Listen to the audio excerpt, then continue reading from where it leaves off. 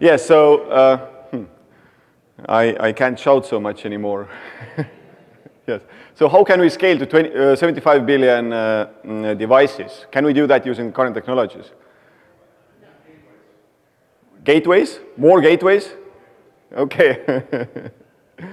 Yeah, okay, so maybe that's a joke on me, but I mean, definitely we do need gateways, but I don't think it's only a question of gateways, how we can actually scale to 75 billion devices. So I think that we can do that only if we utilize the computing power we have available at the edge of the network. So we cannot remain centralized as we have been for quite some time now. We have to contain the computation at the edge of the network to minimize communication. And also we have to create self-managing and self-configuring solutions, because it's not realistic to manage centrally 75 billion devices. These devices have to manage themselves. The application has to be able to recover from any issues that arise during its lifetime. And Mist computing offers these features. So I'm not saying that Mist computing is the silver bullet here, but we believe that it addresses many of the challenges that we face in building really large-scale IoT systems. So a few words also about myself and about my background, why I believe that I can talk about these topics. So I come from Estonia, which is a tiny country in Northern Europe. Anybody know where Estonia is by not looking at the map? Have you heard about the country? Yeah, it is very nice. So if you can get a chance, come by. I recommend coming during the summer, because in the winter it's really crappy weather, worse than Buffalo, New York. So and Skype was developed there. So the original Skype developers are from Estonia, and Skype development offices are still in Estonia. So actually our office is right next to the Skype office. I worked for Nokia, did some software development for the service equipment at Nokia. I was at Microsoft. I know that many people at this conference, and possibly also in this audience, are not too fond of Microsoft. But I was at Microsoft Research, and at Microsoft Research you can actually do really cool stuff. So I was in what was at that time called the Invisible Computing Group. Later it was called the Embedded Web Services Group or something like that.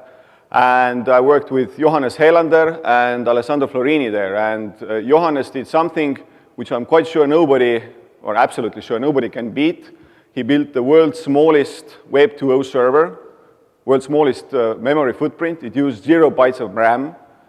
So by definition, you can't go lower than that. So everything was done in register. So at Microsoft Research, people do really cutting-edge stuff. And actually, many of the Mist computing ideas were originally spawned also at the time I was there. So that was 10 years ago. Then in 2006, I co-founded a company called Thinnect, which does wireless border patrol. I'll talk about Thinnect also in a short bit. I'm still part of the faculty at Tallinn University of Technology. I've been going to that building for a longer period of time than I would like to admit, but that's the realities of life. And then I was also a Fulbright visiting scholar, actually, in Buffalo, New York, a few years back. Actually, when I was in Buffalo in January, the grass was green, so it was an exceptional year there. I was in the multi-source information fusion lab in Buffalo. And then I'm also been involved, and still are involved, in some NATO R&D activities in this area, and also in some IEEE activities. So a bit of background. So, and as I said in the beginning, I'm the CEO of Thinnect. I was one of the co-founders of the company, and this is my main focus right now. A few words about Thinnect, where we come from and what we do. So it's a technology spin-out from Thinnect. I was one of the co-founders of Thinnect. Thinnect, we can say, is an IoT company. We do wireless border patrol, so it's wireless sensor devices on country borders. More than 15 countries are being protected with this technology. Uses 802.15.4 for communication, battery-powered, very small sensors. And so I was the CTO of the company. I led the development of this product. And then a few years ago, we decided to spin the communication technology out from Thinnect into Thinnect, the IoT communication technology. So our technology has been 10 years in development. It's 7 years field proven. We invested over $2 million in the development of this technology. We have right now 2 patents, and we are extending to further 9. So this, actually, Thinnect Mist has been licensed to a company who does smart streetlights, so it has been deployed in 5 countries. I'm going to talk about the smartness in the street lighting and why Mist is relevant there a bit later. And we have also, our headquarters are in Sunnyvale, so we have also an ongoing pilot with Philips Lighting in Sunnyvale, 130 devices connected to a single gateway. That's also very difficult to match. Also a few words about my lab. So we do cyber-physical systems. Cyber-physical systems basically are IoT. And we do then situation awareness for machines and humans. We model cyber-physical systems or IoT systems. We do architectures for cyber-physical systems. Also a bit on control systems, and then cognition for data processing and cognition for cyber-physical systems. So for example, one of my PhD students is doing shooter localization and vehicle detection and positioning as part of his PhD thesis. So I think it's quite cool stuff that we do there. But now switching over to Mist computing. So I think that Mist computing applies to the small things in IoT. Things at the very edge of the network with little power, limited communication bandwidth, and also limited memory. Unfortunately, it's not considered a very sexy area, so not too many people are doing that. I really enjoyed it when I was still an engineer. I really liked working on these systems, but unfortunately, there are not too many people who are alike. So not many people are doing this, and so the others assume that somehow things will just work. You know, we have these protocols, and also today I've heard there, you know, we have Zigbee, we have Thread, so basically that is covered. This will work, so we shouldn't worry about it. You know, there's connectivity, we have 6-LoWPAN and so on. We know how to do IP, so 6-LoWPAN should be a no-brainer. Is that really so? Is it so? What do you think? Do we have it solved? I would say no. So I mean that's why I'm standing here also. So the bandwidth is really, really limited. Here are some test results that we have done. So this is done on the vendor's hardware using standard communication stacks. So this is kilobytes per second, 0.017 or 0.05 kilobytes per second. What is the maximum MTU size for a 6-LoWPAN packet, do you know? It's 1 kilobyte. So it takes you, I don't know, 20 seconds or beyond to communicate one single packet. And if you have a single gateway connecting, say, 20 devices, then that means that you have to divide that bandwidth among all of these devices. So the reality of these low bandwidth networks is really, really harsh. And there is fundamental, and even with our communication technology where we offer further bandwidth and we can actually facilitate then more devices on the same network, still you have to really, really consider the limitations of these networks, and you have to really be careful about what data you communicate and how much data you want to communicate to the cloud. But there's very much computing power. Very much computing power. I mean, compared to what we used to have, say, 10 or 15 years ago. I mean, or 20 years ago, we have an abundance of computing power. And also, the reality is that communication is much more expensive than computation. So you use five times as much power when you communicate compared to when you are compared to when you are computing. So communication is really, really expensive, especially when you're doing mesh networking. When it's battery-powered mesh networking, you want to communicate as little as possible to reduce the power consumption.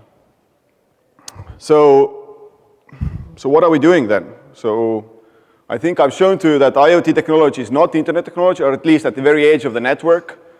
So it seems that we are pushing a square peg into a round hole. So the program memory size is not is not 256 megabytes, it's 256 kilobytes. The bandwidth is not in megabytes, but it's the theoretical bandwidth is in kilobits.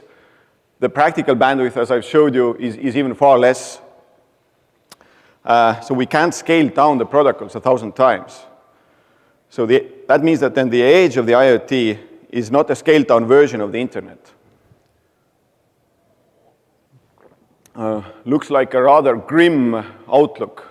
I'm not trying to be negative, but that's, but I mean that's my view on where we stand with these things.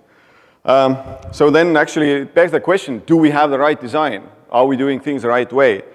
And there's a guy, Bill Buxton, really bright guy. I mean, I've had the pleasure of meeting him a few times, and he has really some very good ideas. So and when the first time I met him, he said that, isn't it interesting that we never have in the beginning of the project, development project, then we never have the 2 weeks to figure out whether we have the right design, but we have always at the end of the project a year to fix the wrong design that we select in the beginning of the project.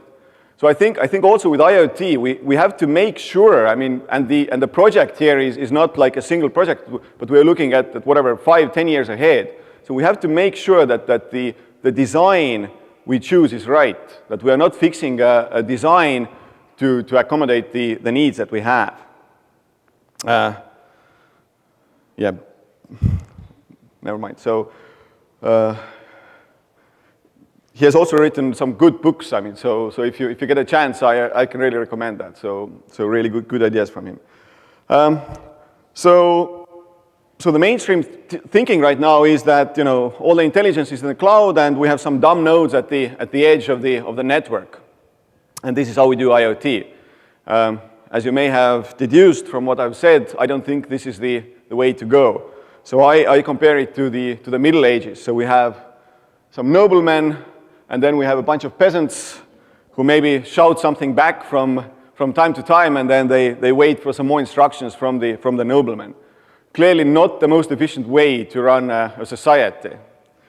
So we say that the age of IoT is different. What you want to have is something which is similar to a democratic society, where you have the central government, the local government, and then intelligent, educated people at the edge working together. I mean, you wouldn't think of controlling every single person from Washington, D.C., every single person in the US and from Washington, D.C. That would not be realistic. But for some reason in IoT, people think that this is the way to go, that this is how we can do IoT. So how many people have heard of fog computing? Oh, a few. Okay, quite a few. So Cisco introduced fog computing, and so there, of course, they want to sell routers and gateways, so they say that the computation should be in the routers and gateways, which is, I think, a good step forward, bringing it down from the cloud closer to the edge of the network. But so what we are suggesting is that you want to take it one step further to the very edge of the network, to the sensors and to the actuators, because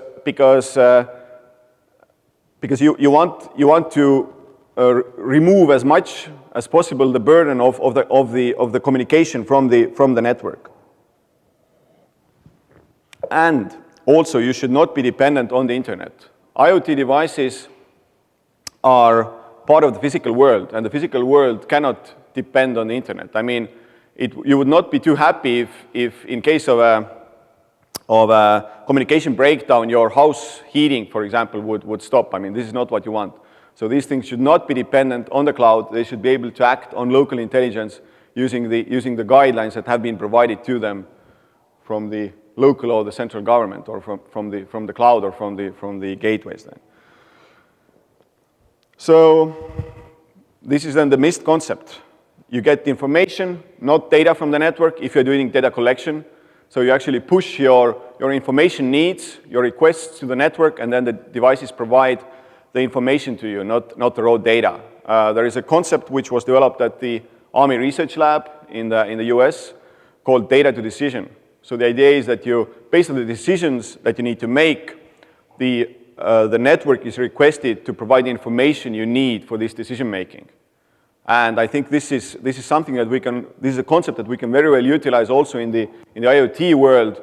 So we task the devices to provide the information that we need, or we task the devices to do the actions that we need. We do not tell them every individual piece of activity that they need to perform. Network delivers only the information that has been requested only when it has been requested. So it's not stupidly just pushing the data out from the end devices, but actually intelligently analyzing whether there is a need to push out the data or not, and maybe doing some aggregation or data conditioning also in the network. And I'll talk about some of these applications later on. And so this has been actually part of my research for the past 12 years now, or 13 years. So what we have developed then is what we call ProWare. It's a very, very lightweight middleware which actually resides in the IoT devices, enabling then a subscriber-provider model within the network using then high-level rules. So I'm also going to talk about that, describe that in more detail a bit later. But that also means that devices must be situation aware. They must adapt to the information needs and the network configuration, because you cannot assume that there is a specific data provider in the network. So you cannot have static binding rules for the individual devices. The devices must dynamically discover the data providers, and then they must dynamically adapt to the situation. If there is no data provider, they must still somehow be able to execute the application. It's like your car engine. When one of the sensors fails, your car doesn't stop. It will limp home. It will switch to a mode where it is still able to continue, and it will, for example, if your oxygen sensor in the exhaust fails, then it will just the mixture will be just very rich, so more fuel will be pushed to the engine to make sure that the engine actually doesn't fail. So in the same way, you can have this in a distributed application in a network where the devices then are able to compensate for any failures that occur. So there's the word situation aware on this slide. So this is one of my research topics and a very, very fun topic of mine. And so here is a definition of situation awareness by Ensley. So the discipline of situation awareness actually stems from the human factors domain. And it's a perception of elements in the environment within the volume of time and space. And what I'm saying is that in order for the IoT devices to be able to operate autonomously and not be dependent on the cloud or on the fog, then they must also be aware of what is expected from them, and also what is the environment where they need to operate. So, and this is then a design concept that has to be embedded into the devices from the outset. And this is something that we have been then doing both as part of the research and also part of the business projects that we are doing. So, making things aware of the situation. So it's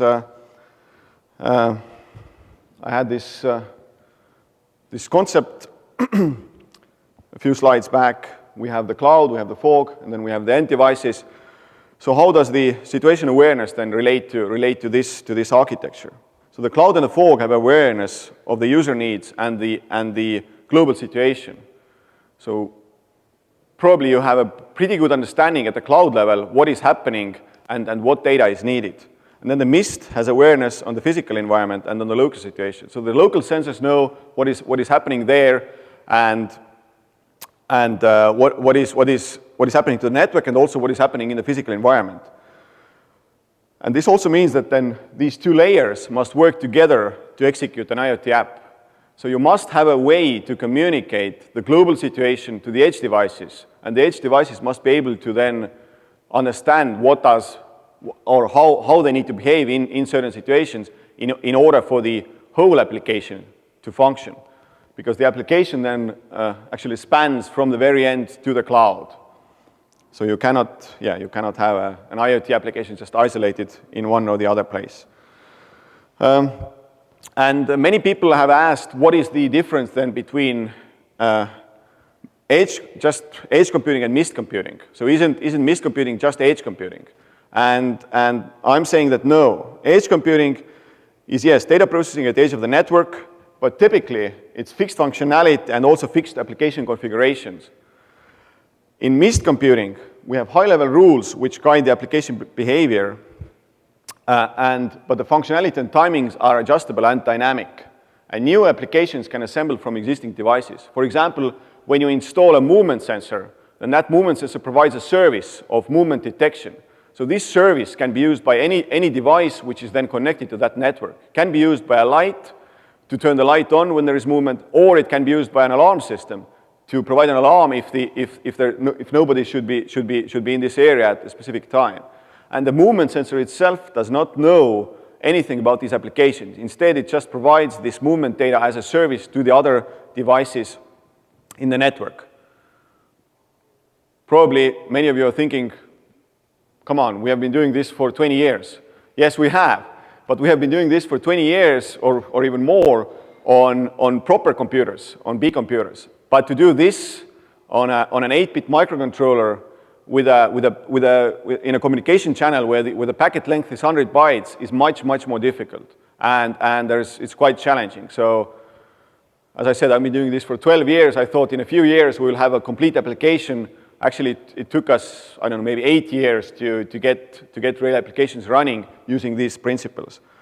So, what we're doing then is device-level rules using a binary RDF type of data representation. So RDF is Resource Description Framework. So you have these 3 tuples there, which then enable you to describe very complex, potentially very complex data relations and dependencies.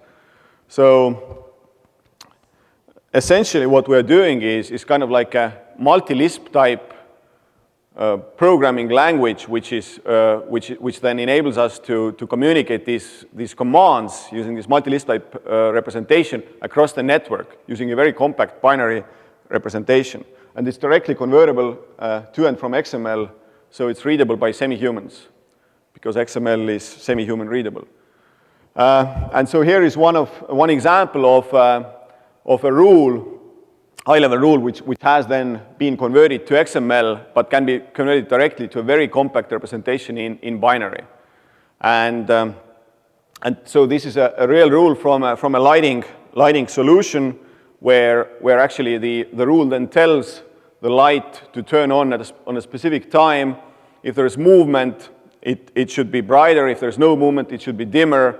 And then depending on the time zone where the light is located, it should then turn itself off in the morning and so on.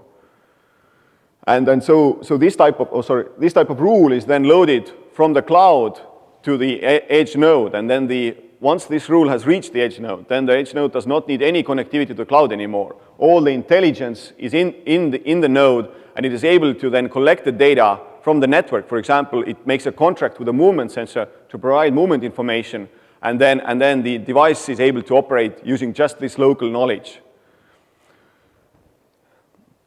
So it's being situation aware. So, yeah. Can you speak in the microphone? Yeah. This requires an XML parser? No. As I said, the XML is used only at the cloud level. Okay. So once it's sent out, it's converted to binary, and so this binary is then interpreted at the node level. So we are interpreting these things on an 8-bit atmel.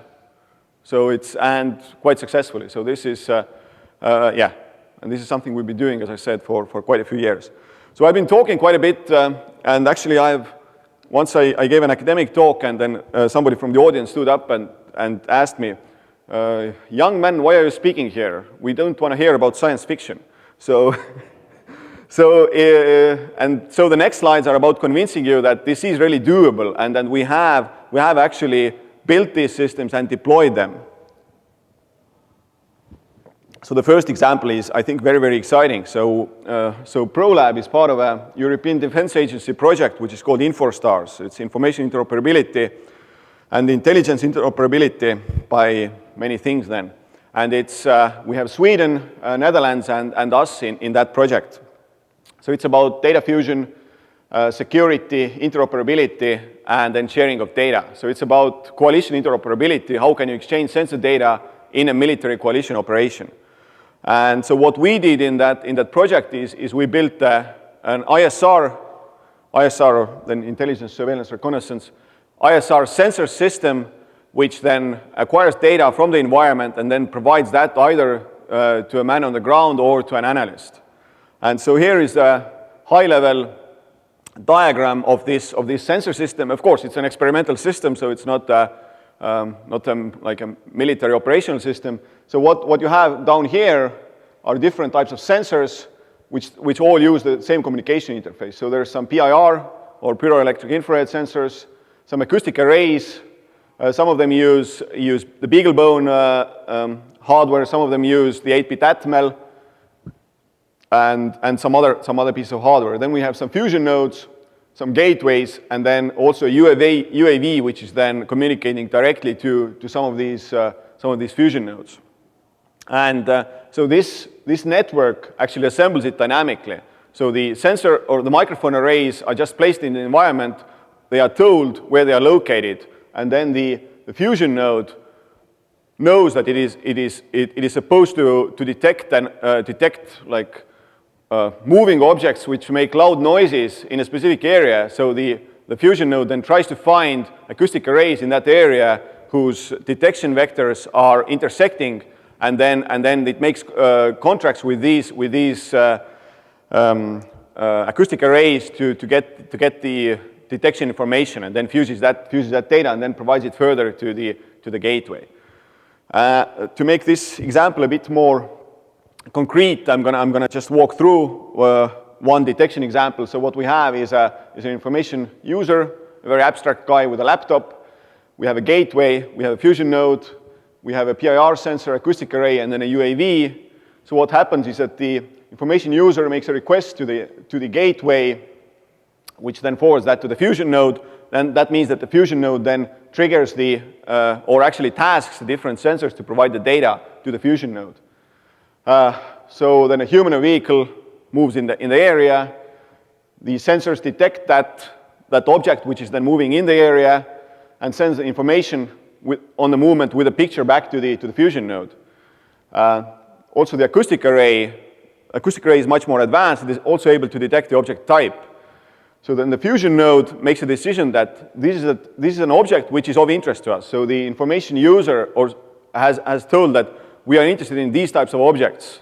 And so then the fusion node tasks the UAV, sends information on the estimated location of the object to the UAV. UAV replans its trajectory, flies to that area, takes a picture, and while the data on the initial detection is moving to the information user, the UAV reaches that area and then also takes an image and sends the image down to the fusion node, which is enabled to forward that to the information user. So the information user can be an image analyst, can be a man on the ground, or anyone else. And I think this is a very good example of IoT in action. So in the NATO research community, I think actually more than 10 years ago, there was this concept of network-enabled capabilities, or NEC, which basically was IoT, but it was in the military context.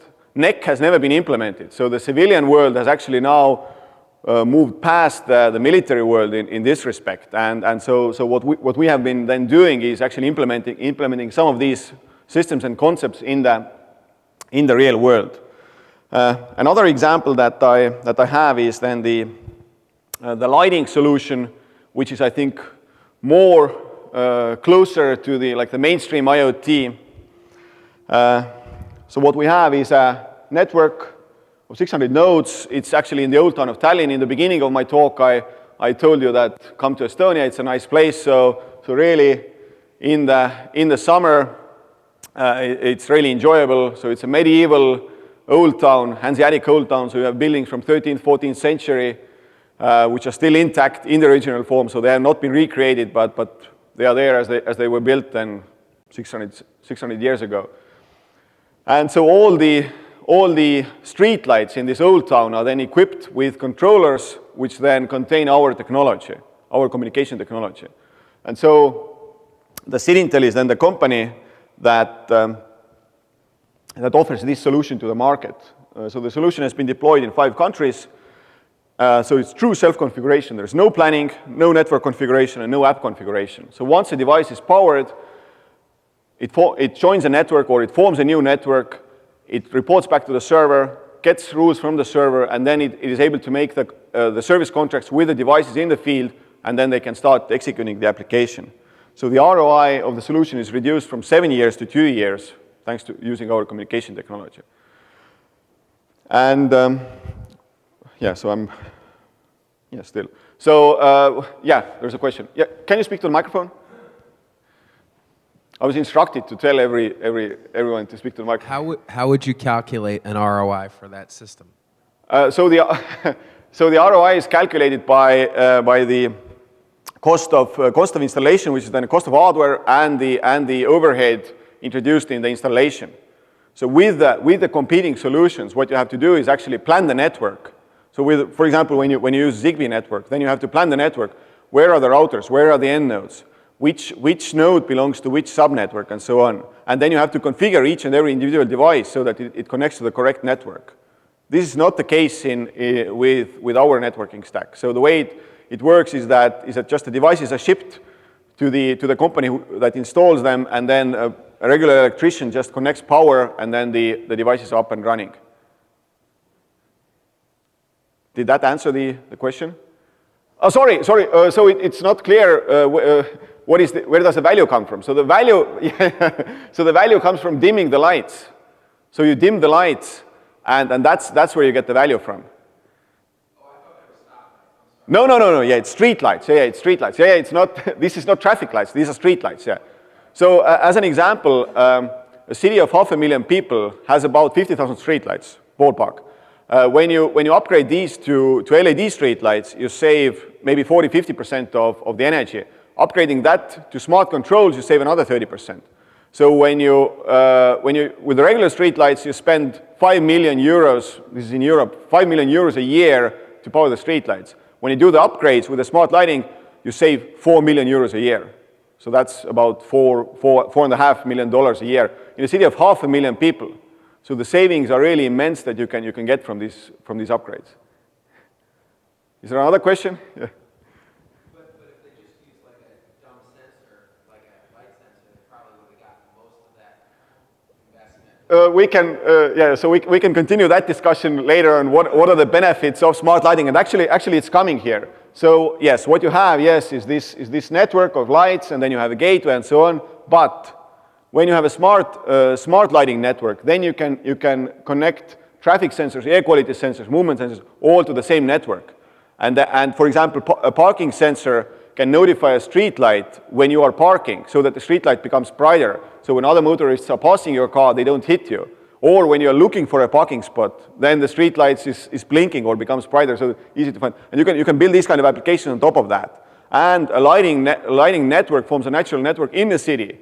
So you can deploy then other sensors that connect to the same network. So you don't have to redeploy additional hardware to get this data. So we are actually.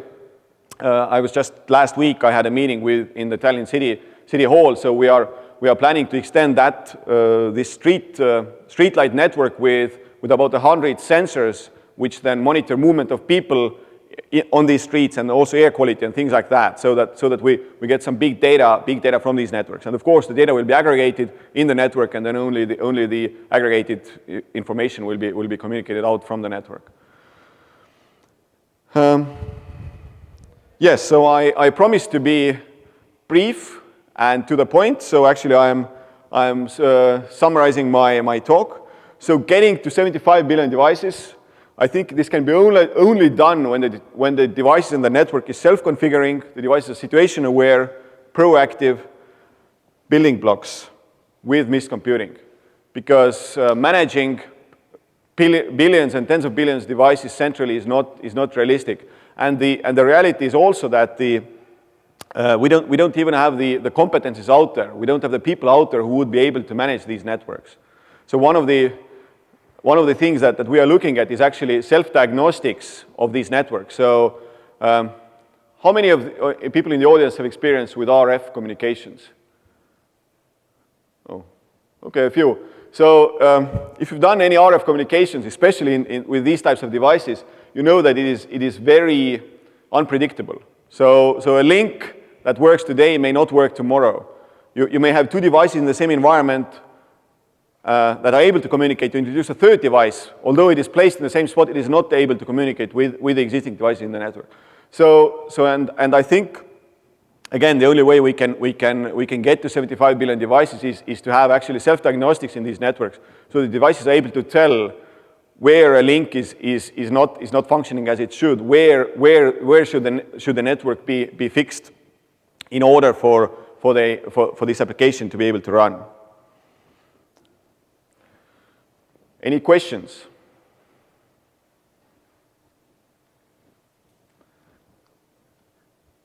Yes. I can repeat the question also. Yeah. Yes, we are using mesh network topology. Since the talk was about mist computing, then I did not touch on actually the patented some of the patented technologies that we have. So what we have patented in Thinnect is actually a clustering scheme, which then automatically clusters the network into individual clusters, and then also takes care of the intercluster communications. So actually, it's self-awareness at several levels. So it's at the lower network level of how the devices are grouped, how the basic transport layer is established, and also at the higher level.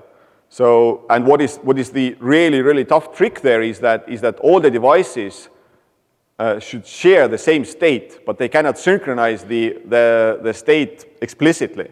So somehow you need to communicate the information across the network or across the adjacent devices so that they are aware of what is the state of the neighboring devices. Yes? Just a quick question. I know your talk focused on mist computing.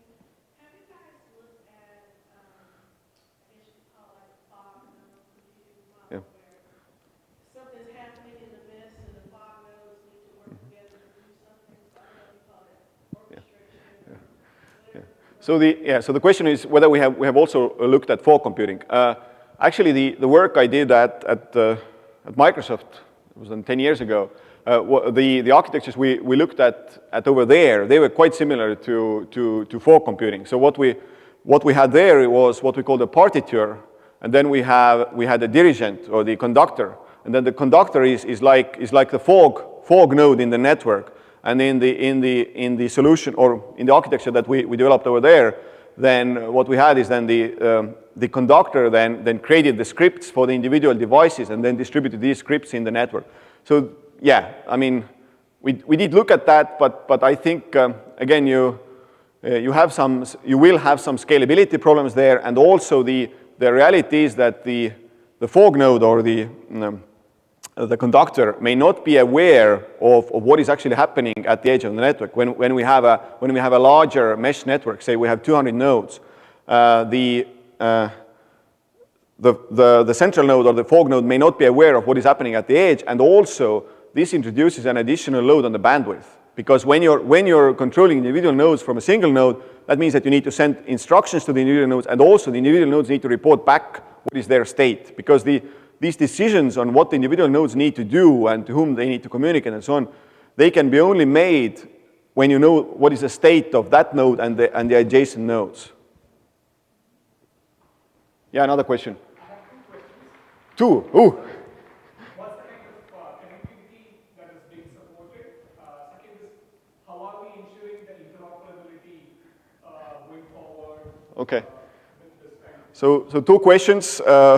What is how do we ensure interoperability between the different layers, and what is the connectivity? What is the radio we're using? So right now we are using 15.4 radio, but the technology is actually agnostic of the radio or connectivity layer. So this can be used. These principles can be used on any radio. But about the interoperability with other layers, I mean. There's interoperability between standards and layers. So you mean layers like fog and cloud, or? No. Basic protocol levels. Mm-hmm. So basic protocol interoperability. So one thing that we can uniquely support is actually interoperability at the application layer with the different standards. So what you can what you can have actually is a network stack which is identical all the way to the physical layer. And then you're basically doing routing between the different physical interfaces. And this means that to the application layer, it is actually transparent, the application layer actually doesn't care what is the physical layer that's being used. So there are already chips out there which have both 15.4 and Zigbee, or sorry, 15.4 and Bluetooth on them. So when you're running this kind of a chip, then you can have a protocol stack on top of the physical layer, which is then identical all the way to the physical layer. So the deployment that is already there, it uses 15.4 and BLE? So yeah, so what we have, the communication technology we have been using until now is 15.4, yes, and only 15.4. We have not used Bluetooth because I don't know how familiar the audience is with the Bluetooth low energy, but the meshing is done using advertising packets where the packet size is like 40 bytes, and the way you can access the medium. I mean, Bluetooth SIG is coming out with a revised version of Bluetooth LE, which is better suited for meshing. So I suggest anyone who tries to do Bluetooth meshing to wait until they have adopted that and this hardware is out there. Sorry? 1 more year, exactly, something like that. Yeah. So I heard on the street. Yes. Any more questions?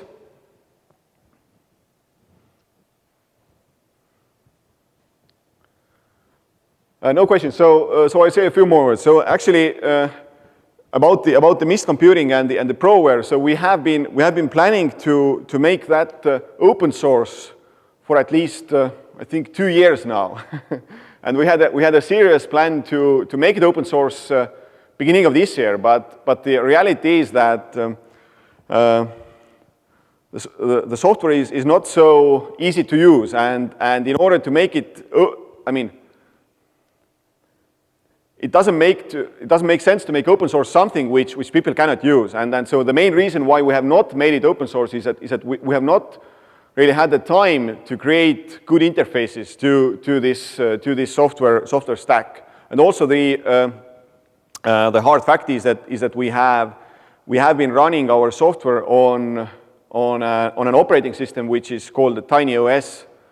I don't know if there's anybody in the audience who has even heard of that or used that, but it's a rather exotic operating system, I would say. I mean, it used to be quite widespread at some point in time, but not so much anymore, and the programming model in TinyOS is not so straightforward. So what we want to make open source would be actually then something which can be used on any platform, and we have used that technology in different EU projects, and we have also provided that also to other partners, and we have experienced that it's not easy for people to start using that. But definitely one thing that we are looking at is putting some specifications out there and actually specifying that in a way where other people can recreate similar platforms.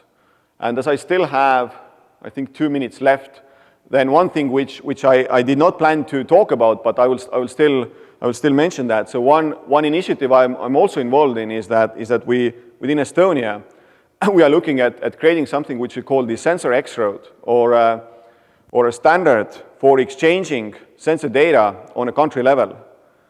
And the main focus there is actually security. So how can the owner of a sensor specify who will have access to the data that his sensor is generating, and how can then these sensors and data users talk directly to each other and then get the authentication information from the authorization information from the appropriate servers. So what we have in Estonia is an X-road for databases. So all of the public databases are connected together. So for example, when you go to the DMV, then they automatically make a lookup to the database of the citizens. So making sure that you actually have an address in the country and so on. And so what we are looking at is actually creating a similar infrastructure, similar solution for sensor data, where any sensors connected to the internet would be then accessible to the authorized parties to get data from them. So this is further extending these concepts. If there are no further questions, then thank you.